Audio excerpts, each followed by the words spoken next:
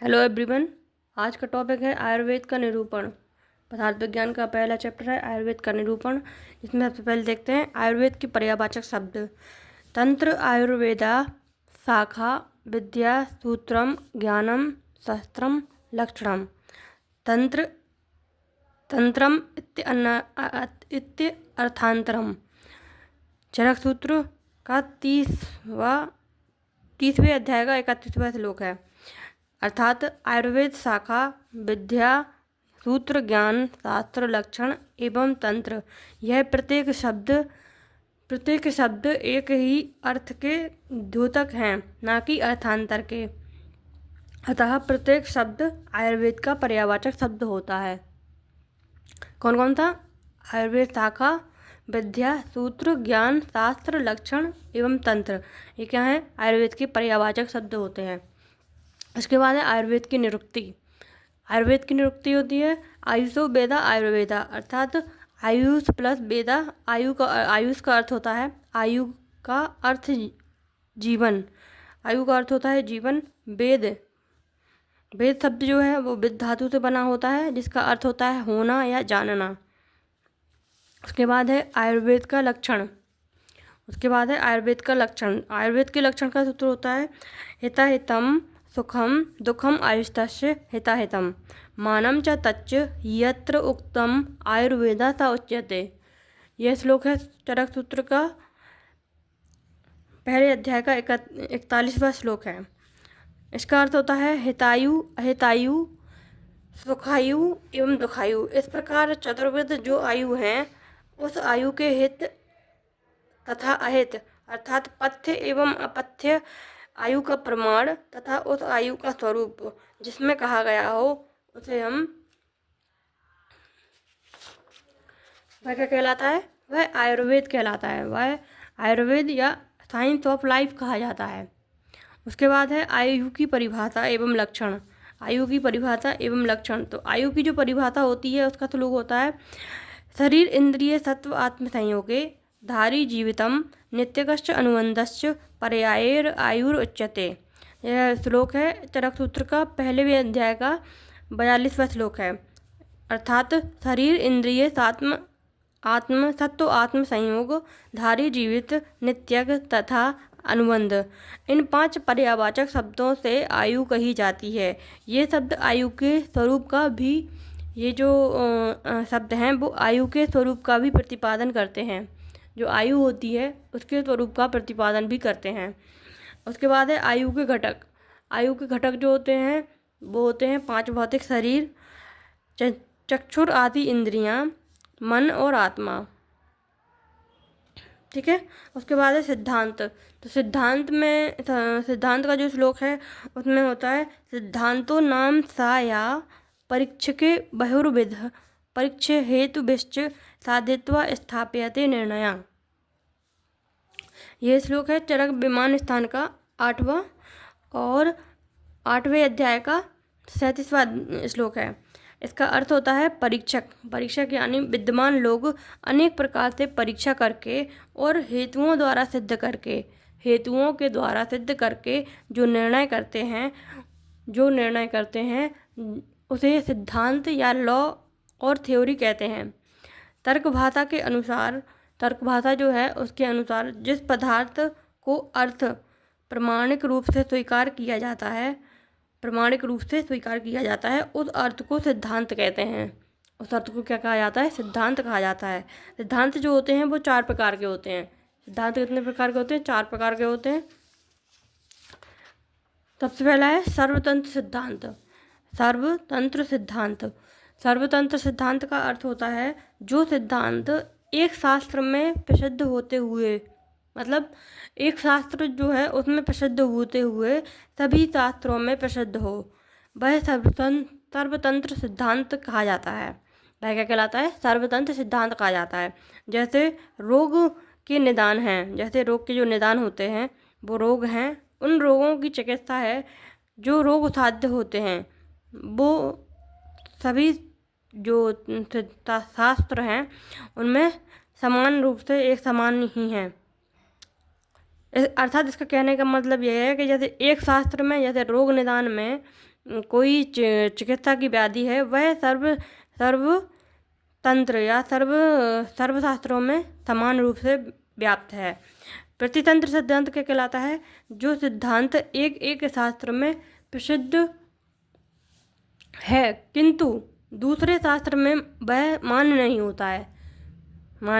होता है, उसे हम क्या कहते हैं? प्रतितंत्र सिद्धांत। मतलब एक तंत्र या शास्त्र में जो सिद्धांत बोला गया है वह दूसरे शास्त्र या तंत्र में नहीं मान्य है, उसे हम क्या कहते हैं? प्रतितंत्र सिद्धांत कहते हैं। जैसे आयुर्वेद में 6 रस प्रसिद्ध हैं एवं मान्य हैं। अन्य शास्त्र में 8 रस प्रसिद्ध हैं। अन्य शास्त्रों में कितने रस प्रसिद्ध हैं? 8 रस प्रसिद्ध हैं। पंच ज्ञानेंद्रिय आयुर्वेद में मान्य हैं। ये इसके एग्जाम्पल हैं। उसके बाद होता है अधिकरण सिद्धांत। अधिकरण जो सिद्धांत होता है जिस विषय का जो लक्षण जो प्रकरण चल रहा हो, मतलब किसी विषय का प्रकरण चल रहा है और उसमें उसी से संबंध रखने वाले दूसरे सिद्ध अधिकरण या तथ्य का आ जाना। दूसरे सिद्ध अधिकरण या तथ्य का आ जाना अधिकरण सिद्धांत कहलाता है। क्या कहलाता है? अधिकरण सिद्धांत कहलाता है। एग्जाम्पल के लिए मुक्त पुरुष ने स्पष्ट होने से शुभ अशुभ फल के बंधन में डालने वाला कर्म नहीं करता है। चौथा है अभ्युपगम सिद्धांत। अभ्युपगम सिद्धांत क्या कहलाता है? जिस अप्रमाणित और अपरीक्षित अनुपदिष्ट और अहेतुक बात को वैद्य लोग जो हैं वो वाद विवाद के समय, मतलब विचार विमर्श जो होता है उसके समय मान लेते हैं, उसे अभ्युपगम सिद्धांत कहते हैं। उसे क्या बोला जाता है? अभ्युपगम सिद्धांत कहते हैं। एग्जाम्पल के लिए कभी द्रव्य को प्रधान मानकर कहेंगे तो कभी गुण को प्रधान मानकर कहेंगे। ये क्या कहलाता है? अभ्युपगम सिद्धांत कहलाता है। उसके बाद है नेक्स्ट टॉपिक है इसमें आयुर्वेद के मौलिक सिद्धांत। तो आयुर्वेद के जो मौलिक सिद्धांत है इसमें सबसे पहला आता है त्रिगुण सिद्धांत। त्रिगुण, पंचमहाभूत, त्रिदोष, सप्तदोष और ओज।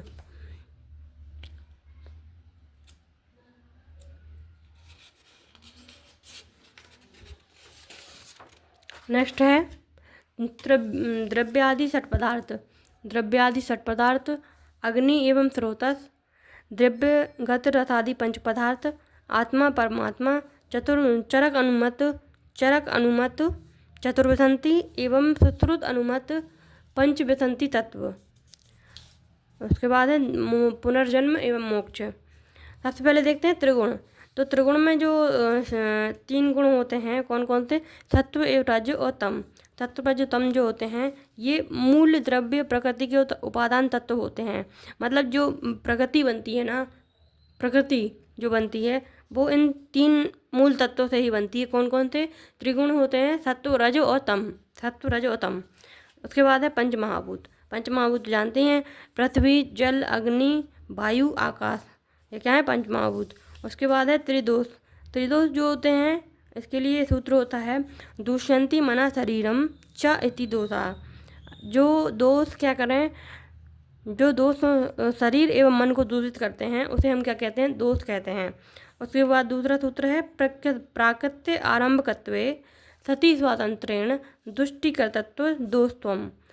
मतलब जो इसमें बोला गया है कि जो प्रकृति का निर्माण करे, प्रकृति का आरंभ या निर्माण करते हैं और दोष को भी शरीर एवं मन को दूषित भी करते हैं, उन्हें हम दोष कहते हैं। ये किसके अकॉर्डिंग है? विजय रक्षक के अकॉर्डिंग। तीसरा श्लोक है इसमें विसर्ग आदिन विक्षेपे सोम सूर्य अनिल यथा धारयन्ति जगत देहम कफ पित्त अनिल स्थिता। ये सूत्र का 21वां अध्याय का 6वां श्लोक है।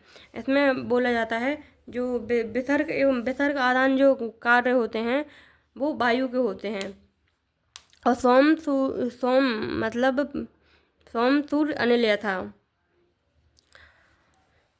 सूर्य अनिल यथा। उसके बाद है धारयन्ति दे जगत देहम। तो जो मतलब देह का जो धारण होता है वो कौन करता है? कफ करता है। क्या करता है? कफ। और विक्षेप का कार्य किसका होता है? विक्षेप, आदान और विक्षेप। विसर्ग आदान। विसर्ग आदान का मतलब समझ रहे हो आप? विसर्ग आदान का मतलब होता है, विसर्ग का मतलब होता है देना, एनर्जी देना, और आदान का मतलब होता है एनर्जी को लेना। तो और विक्षेप, तो विसर्ग काम किसका हो गया?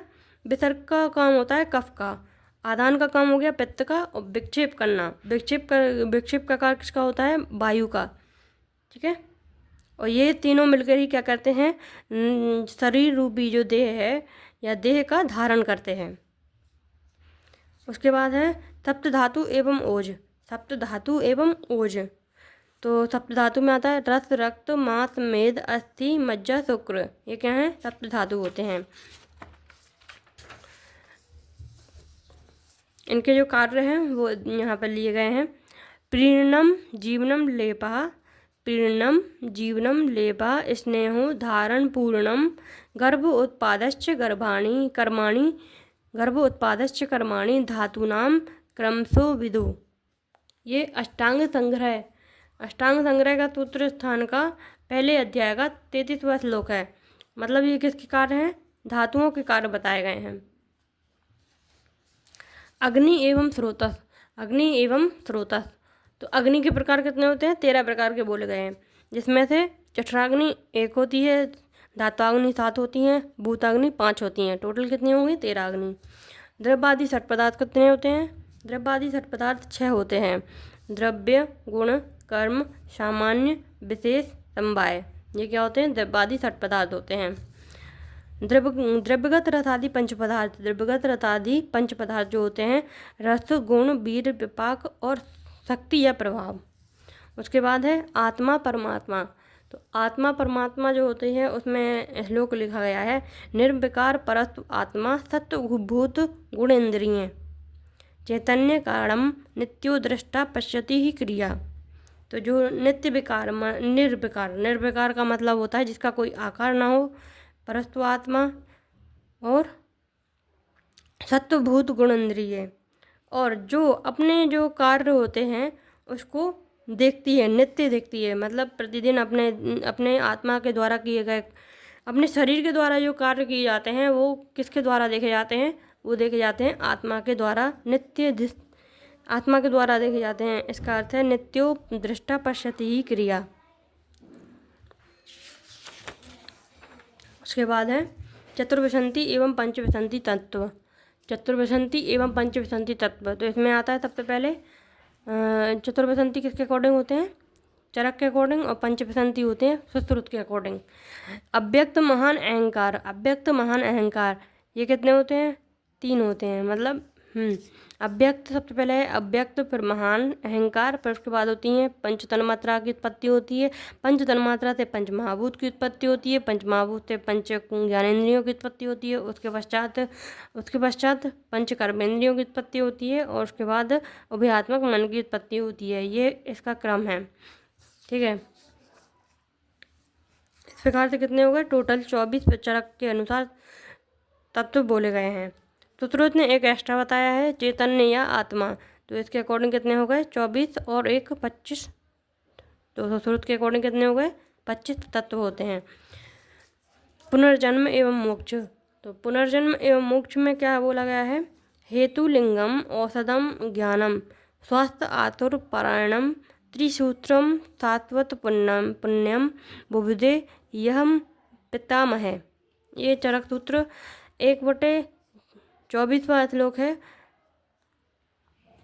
ठीक है, तो हेतुलिंग औषध ये क्या होते हैं? हेतुलिंग औषध जो होते हैं त्रिसूत्र होते हैं। त्रिसूत्र जो होता है वो कौन कौन से होते हैं? त्रिसूत्र कौन से होते हैं? हेतुलिंग औषध, ये क्या है? त्रिसूत्र होते हैं। अब है चरक के द्वारा उक्त सप्तत्रिक। चरक जो हैं उनके अकॉर्डिंग सप्तत्रिक जो होते हैं वो कितने होते हैं? सब त्रिक बताए गए हैं। त्रिक कितने होते हैं? 7 होते हैं। सबसे पहला त्रिक है त्रय उपस्तंभ, तो त्रय उपस्तंभ में आता है आहार, निद्रा, ब्रह्मचर्य। क्या क्या आते हैं? आहार, निद्रा, ब्रह्मचर्य। उसके बाद आता है त्रिविध बल, तो त्रिविध बल में आती हैं सहज, कालज, युक्तिज। कौन सी? सहज, कालज और युक्तिज। उसके बाद है त्रिआयतन। 3 आयतन जो होते हैं वो कौन कौन से होते हैं? 3 आयतन में सबसे पहले आता है अर्थ, कर्म, काल। क्या है? अर्थ, कर्म काल, क्या होता है? अर्थ कर्म काल।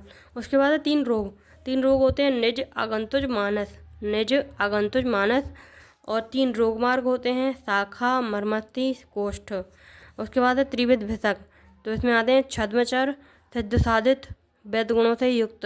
उसके बाद है त्रिविध औषध, तो त्रिविध औषध में आती है देवाप्याश्रय, युक्ति व्याप्याश्रय और सत्व आ जाए जो होता है।